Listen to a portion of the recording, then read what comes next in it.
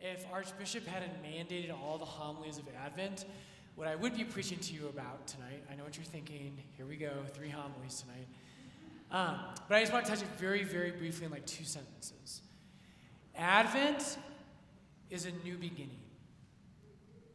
You might not have woken up today and thought this, but today for you as a Christian, today is New Year's Day. Not January 1st is not New Year's Day. If you want to buy the secular vision of time, you can celebrate that. Today is New Year's Day. And what today is about, brothers and sisters, and what Advent is a season of hope. And what Christians do during Advent is they look to the time that Christ will return to make all things as they should be.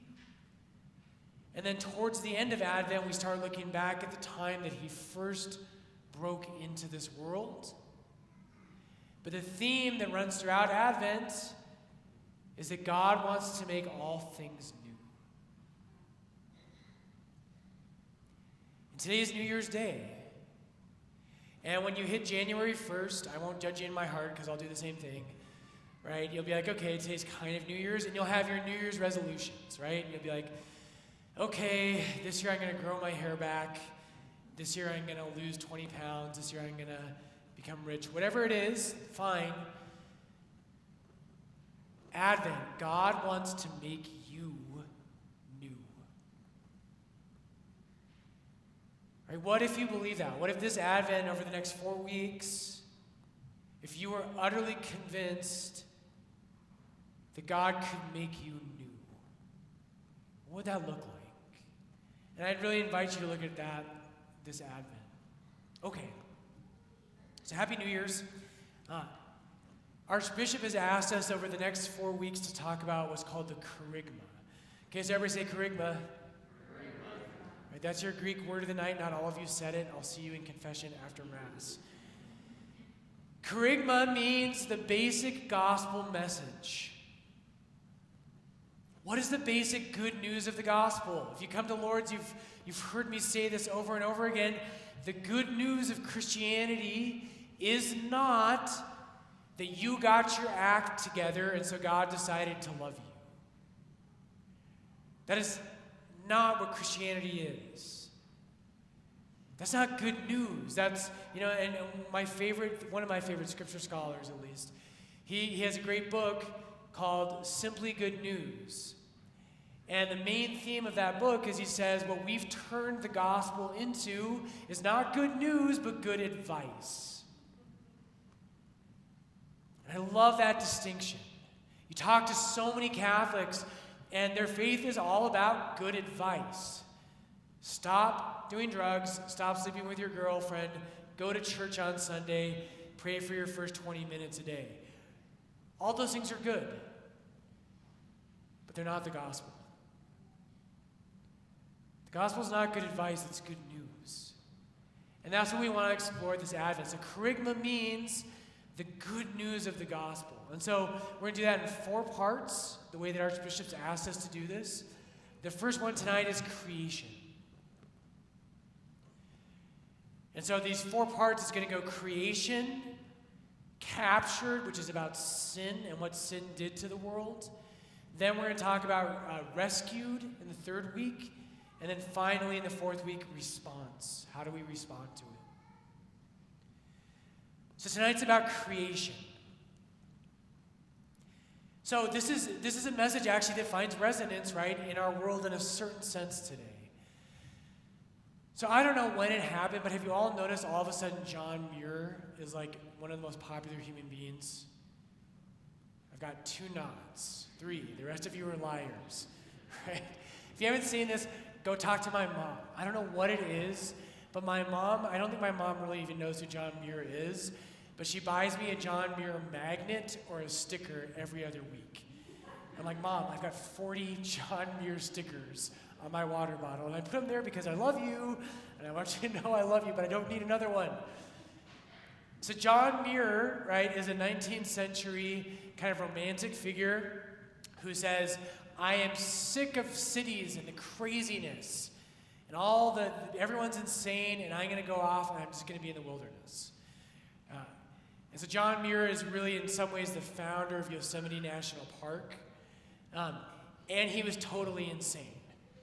I don't know if you know this. But he would do all kinds of crazy things. My favorite thing about him is during windstorms, you get these violent windstorms in Yosemite. He would climb to the top of these pine trees and just kind of like ride the pine tree as it like swayed back and forth in these violent windstorms. There's some reports, it's debated that he actually would do that during lightning storms. There's a sense today, we know this, don't we? We live in Colorado. There's a sense of the amazing, mysterious, beautiful reality of creation. There's something true to this. And even those people who don't have a Christian faith, there's an awakening to this in our time. Right? I go to Choose Fit. Right? There's some priests who don't like it when you say hi to them. I'm not that guy. You can always say hi to me. Some of you do. I love it. But like at Choose Fit, I was a month ago or so. I'm in they show movies, and I'm in there on my elliptical, just like that. Need to see if you're awake. But I'm there on my elliptical, right? And so there's different attitudes to creation. There's some movie on, I don't even know what the name of the movie is, but it's Chris Pratt, and him and Jennifer Lawrence are escaping the world on their way to a new creation, to a new planet. We have all these questions, right? There's a sense where we get in our lives where we say, you know what? Humanity is screwing things up. And we wish we could be like John Muir. Let's just get back to the wilderness. Let's go climb these really high pine trees in windstorms. Or we think, oh my gosh, the earth is doomed, and we've got to escape and find a place where we can find new life. Tonight, at the beginning of the kerygma, we've got to start with a sense of awe and wonder. And I want to help you do that just a little bit tonight. If you're anything like me, we talk about this a lot at Lord's. Our lives are filled with distractions. We all know it. We touch our iPhones, right, 1,000 times a day. Everyone's mad about something in politics right now. There's fear about just what's going on in the world, et cetera, et cetera, et cetera. And what we don't do is we don't stop, slow down, and be amazed at the world we live in. It's important that we do that. The ancient world did that. Right? In the ancient world, pagans, they tended to worship everything because the world was so amazing, it was so mysterious, that they felt that there had to be something of the gods in everything. And so tonight we want to touch just briefly, right? That feeling you had, remember before Denver got so big, before it like quadrupled in size, when you would go to the foothills or down, just up in the mountains a little bit, and you got away from the Denver kind of light pollution, and you looked up in the night sky, and you forgot the projects you had to do at your house. And you forgot what you had to get done this week in your workplace. And you forgot about that fight you got in with your girlfriend. And you just looked up and there were billions of stars. And you were amazed. We've got to get back to that, and that's where we start tonight. So you've heard me say it if you've been here a long time.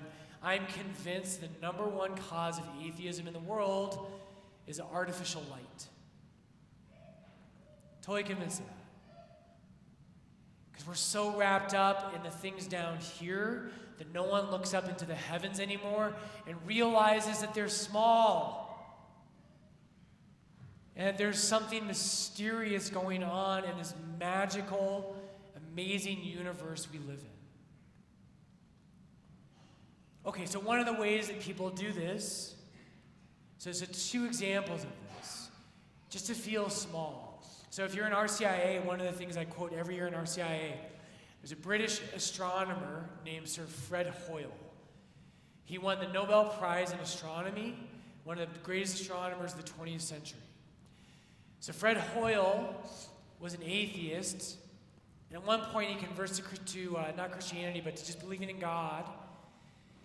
And just to realize how small we are, he's getting a grasp of how big the universe is and how amazing it is that there is life on this planet. And so Fred Hoyle does this calculation, and he says, okay, what are the odds of a single simple protein emerging on planet Earth? Just the simplest of all proteins. If we got to that level of life, what are the odds of that happening? And to put it in our kind of terms, I'm not a scientist, to put it in our terms, the way he described it, he says the odds of a simple protein emerging are about the same that a tornado would go through a junkyard. Imagine a tornado going through a junkyard and by random chance assembling a functioning 747 jet. He says that that's roughly equivalent. Another example he uses, imagine if you had a universe filled with blind men, and every one of them has a Rubiks Cube. Do you guys know what a Rubiks Cube is? That means no, right?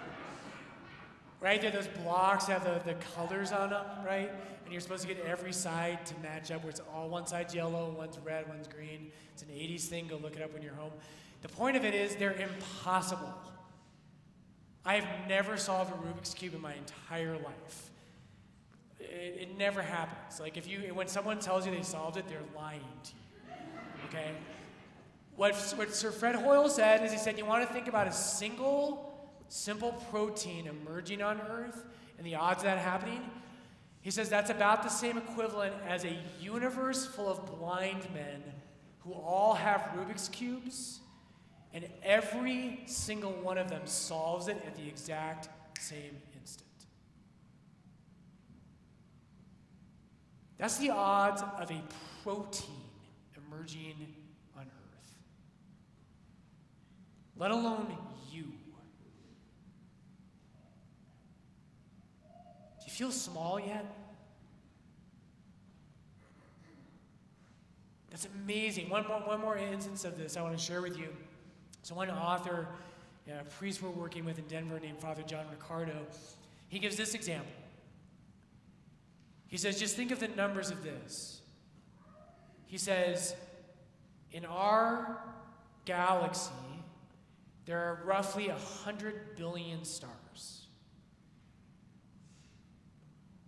There's 100 billion stars in our galaxy. In the universe, there's 100 billion galaxies. That's a lot of stars. I don't know what 100 billion times 100 billion is, but somebody else can figure that out. But here's what he says. He gives a visual to this as well. He says, if you want to think about how many stars that amounts to, he says, imagine a sandcastle.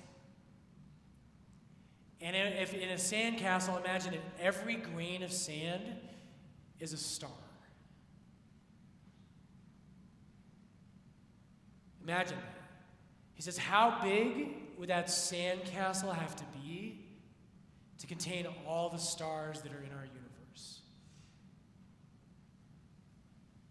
And think of a star, right? A star, I forget how big the sun is in comparison to the earth. It's a lot bigger. But think about this. Just to contain the stars in the universe, that sandcastle would have to be 5 miles wide, 5 miles long, and 5 miles high.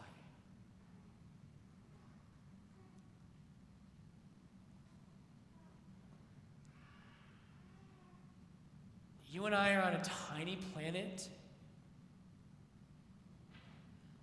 going around this little star.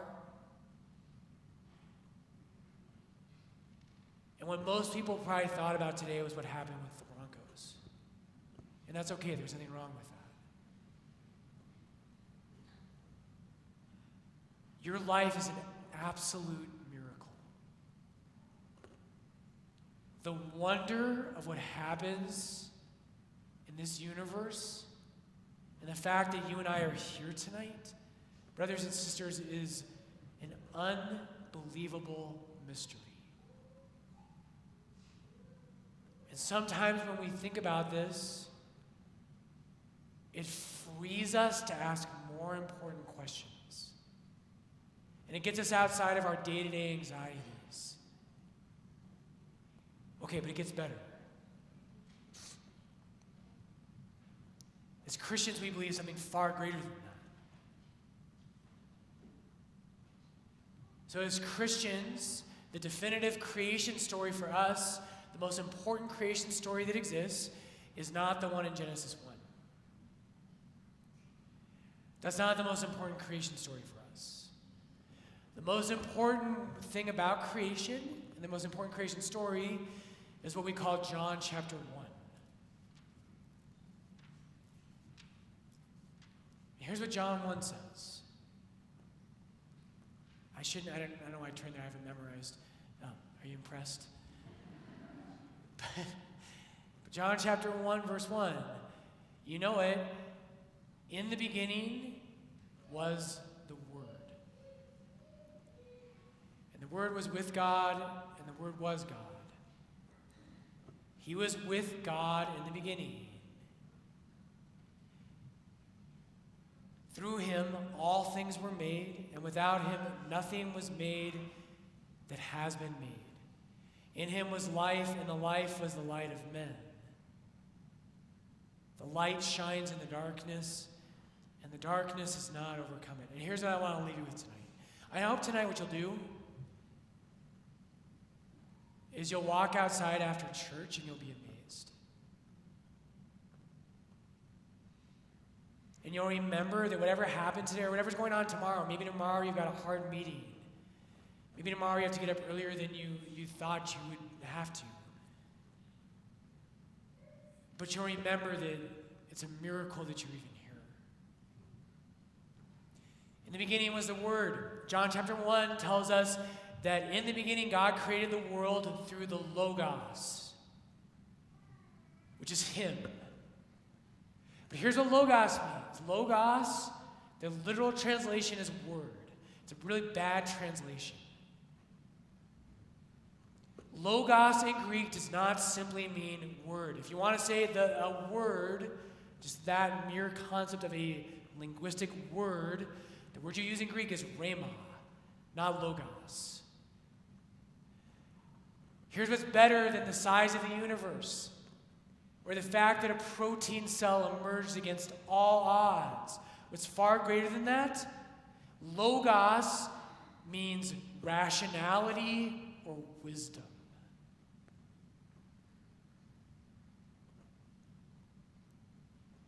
Astrophysicists will regularly say that the language of the universe is math. For Christians, the language of the universe, as Pope Benedict says, is truth.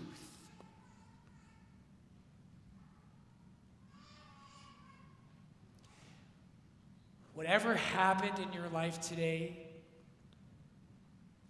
my brothers and sisters, you and I take so much for granted. And I'm guilty of this as much as anybody else. As I always say, right, if everything is great in my life and I stub my toe, I turn to God and I'm like, why did that happen? I'm your priest. You're supposed to love me. We assume all these things and we take them for granted. Brothers and sisters, you and I live in a universe that was created by truth himself.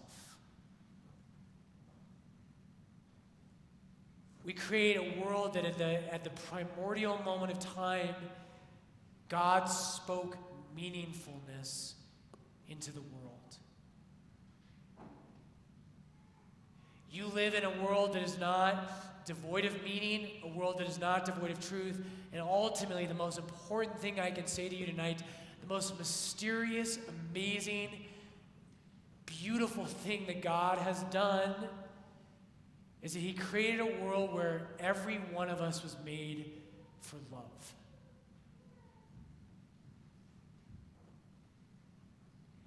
And that's written into the very fiber of your existence. And that's amazing. So tonight, brothers and sisters, we're just setting things up. We're going to talk over the course of Advent about the story of the universe, the story of the world, and you'll never get it if you don't start tonight and say, this universe is truly mysterious, it is truly magnificent. It's a miracle that anything exists, let alone me who have a heart and a soul. So Jesus, tonight we ask you, Lord, simply for a sense of awe and wonder. Most of my days, Lord, I am distracted, I'm annoyed, I'm caught up in the day-by-day things in front of me. And Jesus, I forget the mysterious and mystical world you've created. Lord, tonight give all of us the gift of awe and wonder.